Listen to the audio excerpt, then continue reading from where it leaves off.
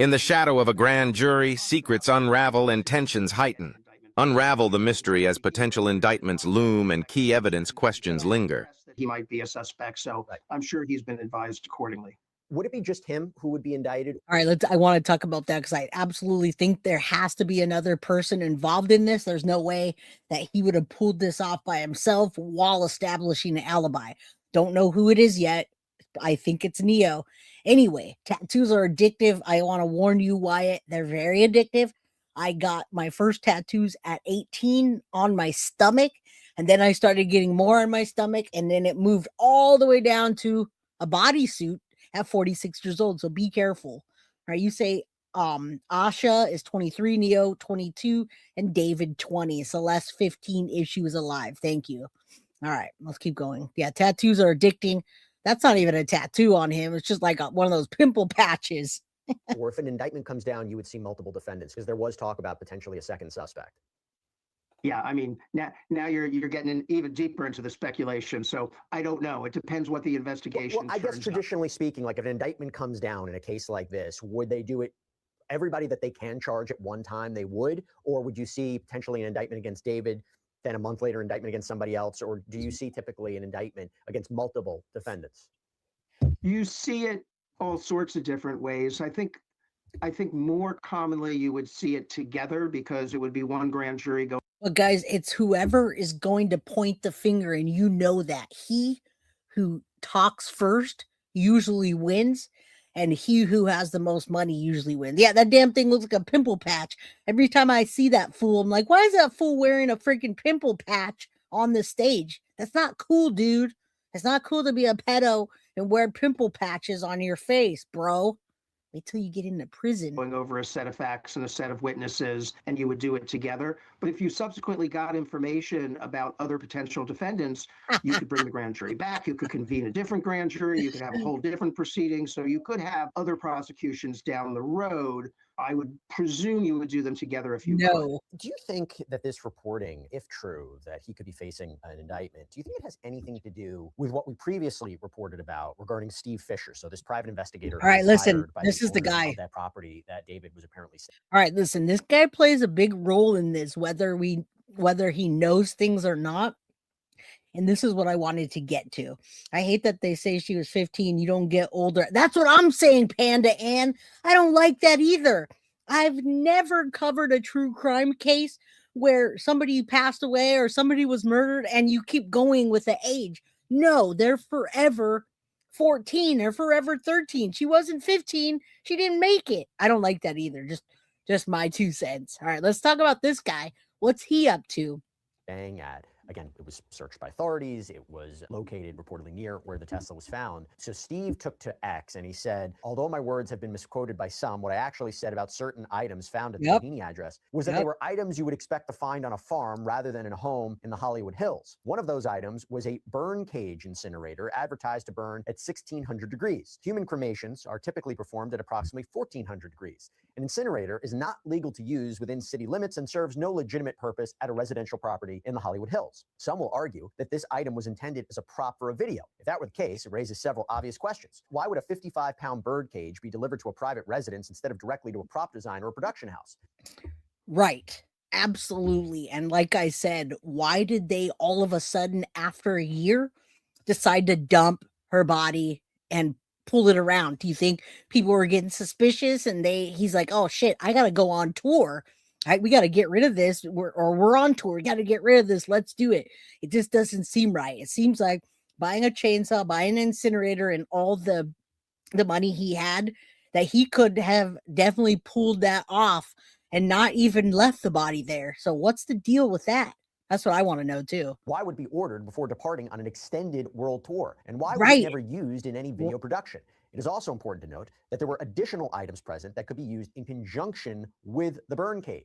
To be very clear, this burn cage was not used. It was still new and in the box. Come on, However, guys. given that Celeste Rivas Hernandez's remains were ultimately found in the Tesla trunk, the presence of an incinerator at the same residence associated with that vehicle necessarily raises questions about intent. The burn cage was not taken during the search warrant, and because it was not used, it appears it's not of importance to any possible criminal investigation, but we think it's important context, even if not criminal. The bird cage and other related items were delivered to the residence under a false name, although the deliveries were accepted at the property. Attached is a photograph of the actual burn cage incinerator as found at the residence, along with an image from Dr. Burns' advertising materials for the product. And I will also say that Steve went on News Nation and said, we found a chainsaw, no purpose. And this was a big deal. Why I came on today was the indictment that's coming down. And I heard about the incinerator and then the chainsaw, and they didn't give us a lot of information on it. So I was wondering if and when. Yeah, if she was born September 7, 2010, she was not 15. And that's the thing, Mom. That's what I'm saying. And you don't turn 15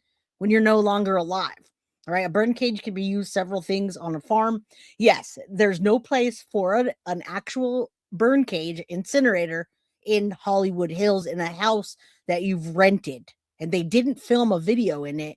So I don't understand that. He could have been using it for props, but why? We found a chainsaw. No purpose for the chainsaw to be at the house. It still had the shield on it over the chain. There it was with the burn cage. You got to wonder what the plan was. All right, let's keep going. Admitted into trial, can we establish clearly that it was delivered to this defendant, or somehow under his control, or somehow related? And I guess there's this possible story that they were just props for a video. Is there anything concrete to establish that? There are a whole mess of issues tied up with that evidence. But yeah, I think if there is investigative work that suggests that this individual. Well, they called it an incinerator in one and a burn cage in the other. I haven't actually seen a picture of it yet. So I'm just going to go with what we have for right now. I mean, they didn't use it, so there's nothing to really argue about that. It probably was a prop. Was accumulating equipment that would help him get rid of a body. That is going to resonate with the investigators and probably push them to want to get an indictment. Can you walk us through, so it's being reported that they might still be hearing witnesses till February, so an indictment might not be imminent if it is actually going to be coming down. Can you walk us through how it works? If an indictment is handed down, what are the next steps? Would David, let's say he is indicted, does he surrender? Is he arrested? What are the next steps? What should we be on the lookout for when this case, or if this case progresses in that way? Yeah, sometimes grand jury proceedings like this can linger a while. They don't start on a Monday. But this has gone pretty hot and heavy. It's got a lot hotter and heavier over the last month, and I don't know what that means or why they're now coming out with evidence and information that they already knew, unless it's getting closer. And guys, TMZ is over there at the courthouses, and all the sources from TMZ are getting it in. All right, no way that was from. I don't think so either. I think that it got delivered either sometime when he was on tour, or it could have been when he was on tour and they were going to use it for something and they didn't get a chance, right? I've missed a lot. I need to start watching more. Emmett, good to see you, my friend. Blessed little lady. Intent to conceal a body is possible. However, maybe they were going to use it in the desert while he's on tour, but someone decided to park the car and let her be found. Yeah, I absolutely think they got spooked by something. We don't have that yet, and that's it, Cheeky. We don't know who even bought it or signed for them. Right? That's what we don't know. We don't have the credit card. We don't know who signed for it. We don't have videos of them, delivering it. We don't have any of that yet. And why would we? It wasn't used. They weren't used. And end on a Friday necessarily. They can have breaks, and especially we have the holidays here, and you have to schedule them according to the witnesses you want to bring in. So I very much buy the idea that this might go into February before there's a conclusion. At the end of the grand jury proceeding, the prosecutors will seek an indictment, and if they get one, if the grand jury votes to indict, then they are able to indict and start a case against the defendant. He will be arrested. He would plead guilty or not guilty. There would be a proceeding in court to determine whether or not he would be held in custody while the proceedings were going on. There would be an opportunity for his attorneys to try to move to dismiss the charges that were brought against him for whatever legal basis they might have. There would be a period of criminal discovery and disclosure, and then, the case would proceed on its way to trial potentially. And obviously, there's a possibility at any point in that sequence that there could be a negotiated resolution, that there could be a plea bargain, that there could be a deal on the table, that the matter could be concluded without further formal proceedings or a trial. And I appreciate you laying all that out. I think that's a Well, there was multiple people staying at the house, and as a matter of fact, David's manager said something about incriminating evidence in the house, and why he didn't call about it was because that wasn't his business to do so. So the delivery, the purchase under a fake name, whatever it was, it doesn't matter if there's a signature or not. We all have Ring nowadays. I'm sure the house has cameras. We'll find out in due time. We will definitely find out in due time what those pieces of evidence actually mean. really good explanation In about this what we can case. expect. I guess before we wrap things up, and this is another big point, when will we have Hey, Trishy. answers to the questions that we have? And maybe more importantly, when will the family have answers to the questions that they have? Because the ME's findings have been sealed Yes. based on the LAPD's Yes. court order. You do wonder if an indictment comes down, would it list out all the witnesses? Would it list out all the evidence? Will the ME's report then be released? I mean, if an indictment should come down, how much information will we actually I think get? it's coming, guys. Well, you know this as well. Now, listen, real quick. We're almost at the end of this. Thank you guys for hanging in there. Maggie, thank you for coming back. Hit that like button, subscribe, share with your friends and community.